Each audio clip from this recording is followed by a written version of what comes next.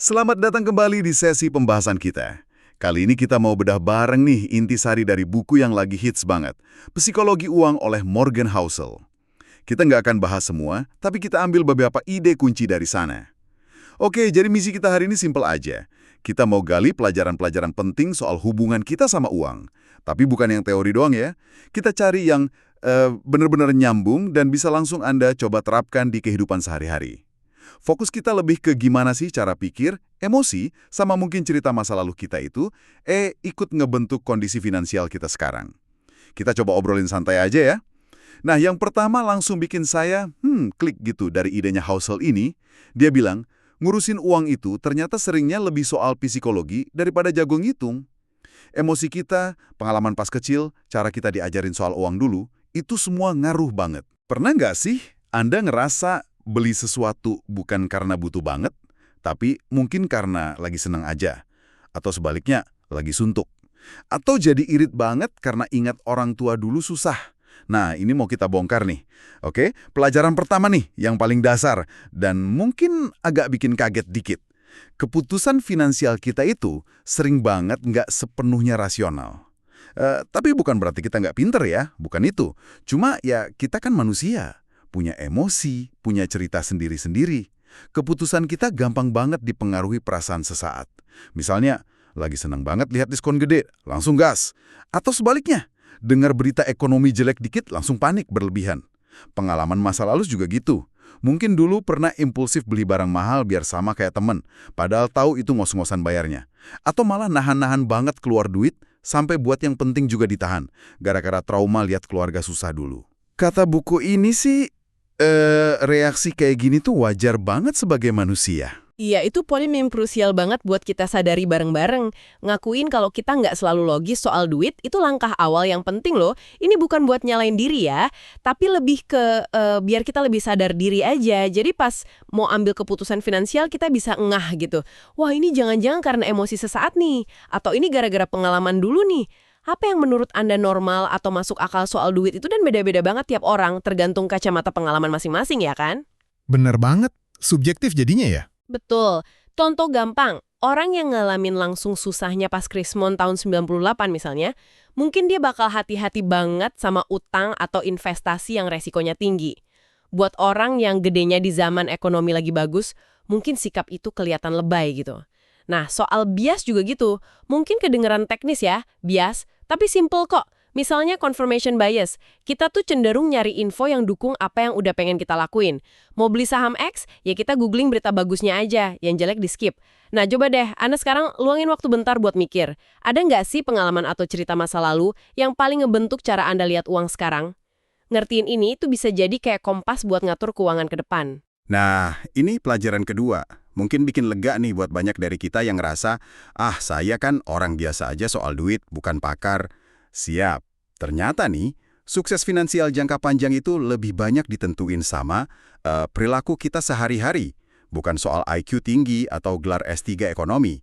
Oh, menarik tuh. Perilaku gimana maksudnya? Iya kayak disiplin nyisihin duit rutin, sabar nggak panik pas pasar saham lagi anjlok, bisa nahan diri nggak belanja barang yang nggak perlu-perlu amat.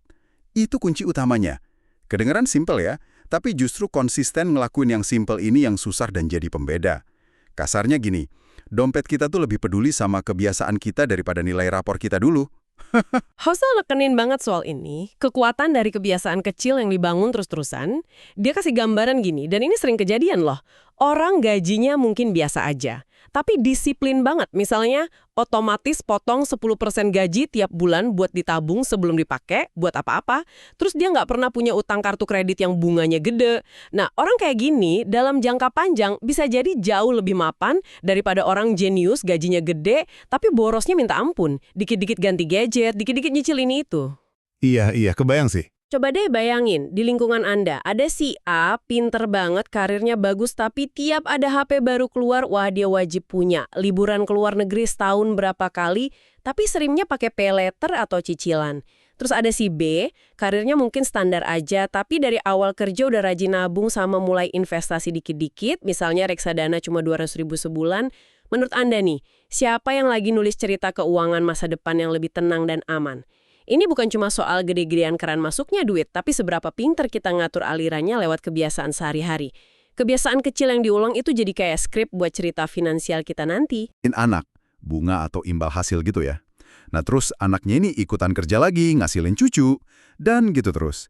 Kayak bola salju yang digelindingin dari atas bukit.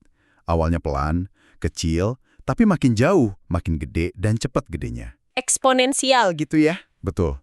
Contoh paling sering disebut ya Warren Buffett. Orang sering fokus ke dia pinter milih sahamnya.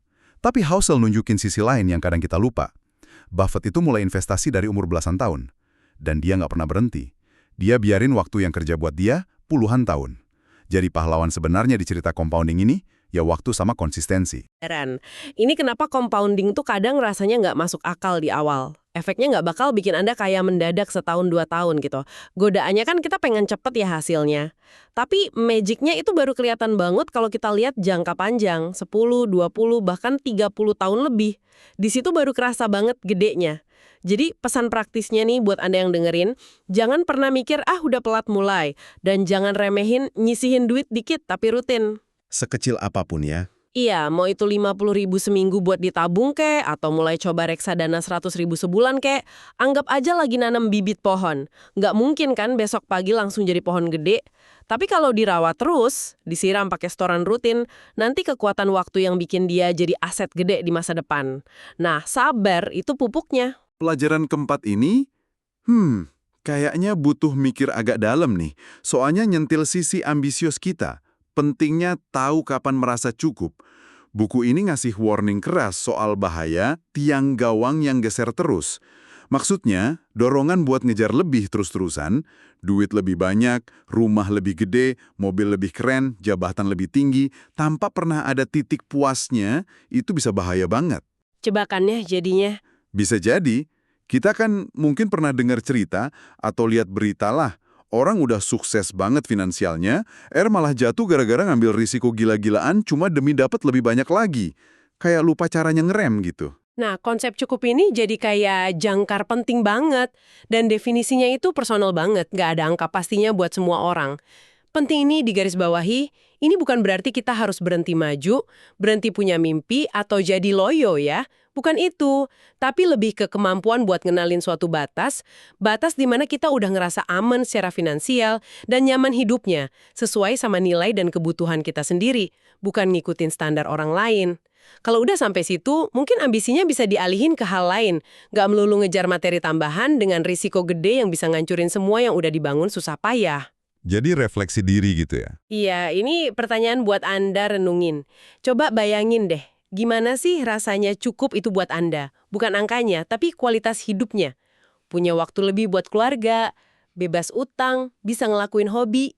Nemuin jawaban personal ini tuh bisa ngasih ketenangan yang lebih berharga daripada cuma lari ngejar angka terus tanpa henti. Kita lanjut ke pelajaran kelima. Ini ngasih perspektif beda soal tujuan utama punya uang. Kita kan seringnya mikir ya kalau punya duit banyak tujuannya biar bisa beli barang bagus, barang mewah, rumah gede, mobil sport, tas mahal. Nah, sumber ini ngajak kita lihat lebih dalam. Tujuan paling tinggi dari punya uang itu, kata Housel, adalah buat beli kebebasan dan kendali atas aset kita yang paling berharga, waktu. Waktu ya, bukan barang. Iya. Coba bayangin rasanya bangun pagi, terus punya pilihan penuh mau ngapain hari itu. Gak kepaksa berangkat kerja ke tempat yang gak disuka, cuma karena butuh gajinya. Punya kuasa buat nolak proyek yang gak srek. Punya lebih banyak waktu buat orang tersayang, atau buat ngelakuin hobi yang bikin happy. Nah, itu kemewahan yang sebenarnya. Housel ngedefinisiin kaya beneran itu bukan dari saldo rekening doang, tapi dari seberapa besar otonomi kita atas hidup kita sendiri. Kemampuan buat bangun pagi dan bilang, hari ini gue yang atur agenda gue. Ini soal punya kendali. Kalau mikirnya gini, bisa jadi loh orang yang gaya hidupnya biasa aja tapi punya tabungan darurat cukup buat hidup setahun kalau kenapa-napa, itu sebenarnya jauh lebih kaya dalam hal kebebasan daripada bos besar gajinya miliaran tapi ngerasa kejebak kerja 80 jam seminggu yang bikin stres. Oh, masuk akal banget. Jadi uang di sini dilihat sebagai alat buat beli pilihan. Makin banyak pilihan yang kebuka, buat Anda pilihan kerja, pilihan make waktu, pilihan gaya hidup, makin gede tingkat kebebasan dan kekayaan sejati Anda. Jadi pertanyaannya bukan cuma duitnya berapa banyak, tapi seberapa banyak kendali atas hidup yang duit itu kasih ke saya. Pelajaran ke-6 ini nih, nunjukin perbedaan penting yang sering nipu mata kita. Antara kekayaan yang kelihatan sama kekayaan yang sebenarnya. Sumber ini ngingatin kita buat hati-hati. Banyak kan orang di sekitar kita, kelihatannya kaya raya banget. Mobil ganti terus, rumah paling gede, postingan medsosnya liburan mulu. Tapi, apa itu benaran terminan kondisi finansialnya? Belum tentu. Bisa jadi cuma casingnya aja ya. Bisa jadi, mungkin aja semua kemewahan itu dibiayai pakai utang numpuk atau cicilan panjang yang bikin pusing. Nah, kekayaan sejati, kata Housel, justru seringnya nggak kelihatan, nggak dipamer-pamerin. Justru itu intinya, kekayaan yang sebenarnya yang jadi pondasi kuat buat rasa aman jangka panjang, itu ya aset-aset yang nggak perlu diumbar ke dunia. Tabungan darurat yang cukup, portofolio investasi, saham, reksadana, properti mungkin yang nilainya tumbuh diam-diam, asuransi buat jaga-jaga kalau ada risiko. Ini yang disebut Housel kekayaan tak terlihat. Fokus kita mestinya ya bangun lapisan kekayaan tak terlihat ini, pelan-pelan, bukan ngejar tampilan luar yang mungkin bikin orang kagum sesaat, tapi sebenarnya rapuh kalau ada masalah keuangan. Contohnya gimana tuh? Coba deh lihat di lingkungan sekitar. Mungkin ada tetangga yang hidupnya biasa aja, nggak neko-neko, kemana-mana juga motoran, tapi pas tiba-tiba ada keluarganya sakit atau usahanya kena masalah, dia kelihatan lebih tenang gitu ngadepinnya. Kenapa?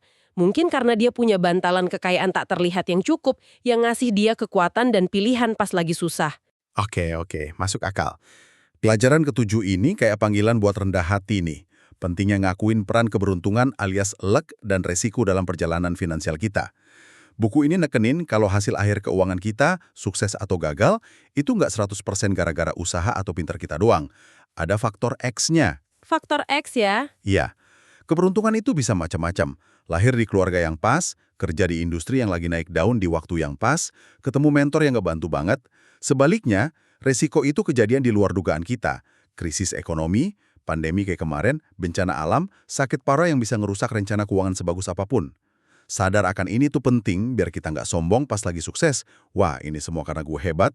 Dan nggak terlalu nyalain diri pas lagi gagal. Emang gue nggak becus. Ini pengingat bagus banget sih buat nggak gampang ngejudge, baik diri sendiri atau orang lain. Pas lihat orang sukses banget, jangan langsung mikir itu cuma karena dia pinter atau kerja keras. Mungkin ada faktor hoki gede di situ. Sebaliknya, pas lihat orang lagi susah, jangan buru-buru nyalahin dia males. Mungkin dia baru aja kena musibah atau resiko yang nggak diduga. Bener juga ya. Bayangin aja dua orang sama-sama pinter, kerja keras, bikin startup mirip.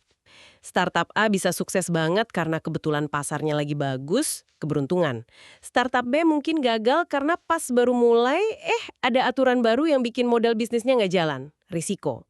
Pelajaran praktisnya apa? Ya fokus aja sama yang bisa kita kontrol, strategi kita, kerja keras kita, cara kita ngatur risiko, misalnya diversifikasi investasi, punya dana darurat. Tapi selalu sadar ada hal-hal di luar sana yang nggak bisa kita kontrol, jadi siapin mental sama rencana cadangan.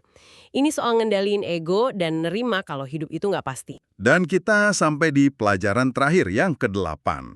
Ini relevan banget di dunia yang serba nggak pasti ini. Pentingnya fleksibel dan punya margin of safety atau semacam ruang aman dalam rencana keuangan kita. Hidup kan berubah terus ya, penuh kejutan. Ekonomi naik turun, prioritas kita geser, dari single jadi nikah, punya anak, ngurus orang tua. Kejadian tak terduga bisa muncul kapan aja. Makanya strategi keuangan kita nggak bisa dibikin sekali terus kaku kayak batu. Harus bisa adaptasi ya. Betul. Rencana yang kita bikin 5 atau 10 tahun lalu mungkin udah nggak cocok lagi sekarang. Kemampuan buat nyesuaiin rencana tetap bisa ngikutin irama perubahan. Itu kunci buat bertahan dan tumbuh jangka panjang. Nah, kunci dari fleksibilitas ini, kata Housel, adalah dengan sengaja kita bangun margin of safety di keuangan kita. Anggap aja ini kayak ruang gerak atau bantalan buat jaga-jaga kalau perhitungan kita meleset atau ada kejadian tak terduga. Ini bukan berarti pesimis ya, tapi justru realistis yang bijak. Prakteknya gimana? Macam-macam. Punya dana darurat yang cukup, idealnya buat 3-6 bulan pengeluaran kalau tiba-tiba nggak ada pemasukan. Nyebarin investasi, nggak taruh semua di satu tempat, hindari utang konsumtif yang bikin cash flow kita menggap-menggap. Biar ada napas gitu ya. Iya, biar ada ruang napas. Atau mungkin target finansialnya dibikin agak konservatif dikit, biar nggak terlalu kecewa kalau hasilnya di bawah harapan. Nah, margin of safety inilah yang ngasih kita ketahanan mental dan finansial. Dia ngasih kita pilihan dan kemampuan buat tetap tegak atau paling nggak cepat bangkit lagi kalau ada plot twist dalam cerita hidup kita. Beda-beda buat tiap orang. Ternyata emang lebih banyak soal ngertiin diri sendiri, kenal emosi kita, bias kita, kebiasaan kita, dan belajar ngendaliinnya biar lebih bijak. Bukan cuma nyari rumus sakti atau strategi investasi paling canggih. Intinya, gimana kita bersikap dan berperilaku sama uang, itu seringnya lebih ngaruh daripada berapa banyak duit kita atau sepinter apa kita ngitung. Tepat sekali. Nah, kami harap sih obrolan kita ngupas psikologi uang ini bisa ngasih percikan buat Anda renungkan. Coba deh sekarang berhenti bentar, tanya ke diri sendiri, dari 8 poin tadi, mana sih yang paling ngeh atau paling nyambung sama kondisi Anda sekarang? Ada nggak pola pikir atau kebiasaan soal duit yang kayaknya perlu mulai dibangun? Atau sebaliknya, ada kebiasaan jelek yang udah waktunya di-stop? Atau mungkin ada kebiasaan bagus yang udah jalan dan sekarang jadi makin semangat buat ditingkatin? Jadi refleksi lagi ya ujung-ujungnya ya. Ya, ingat fokus kita. Gimana pelajaran ini bisa Anda terapin mulai hari ini di keputusan kecil sehari-hari.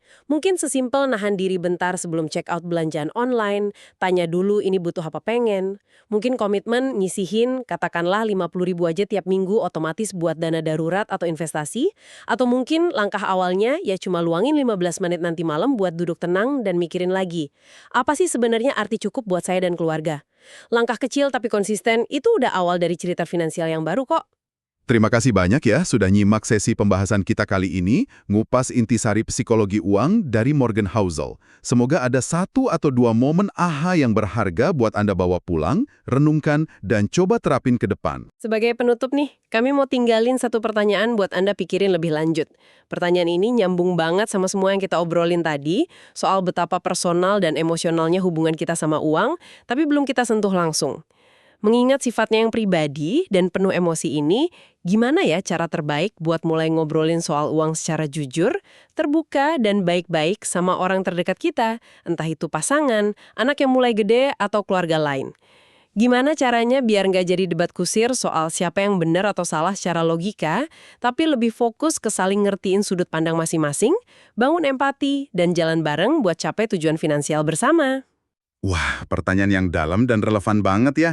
Karena komunikasi yang sehat itu kan kunci di banyak hal, termasuk keuangan keluarga. Oke dah, sampai ketemu lagi di sesi pembahasan mendalam berikutnya.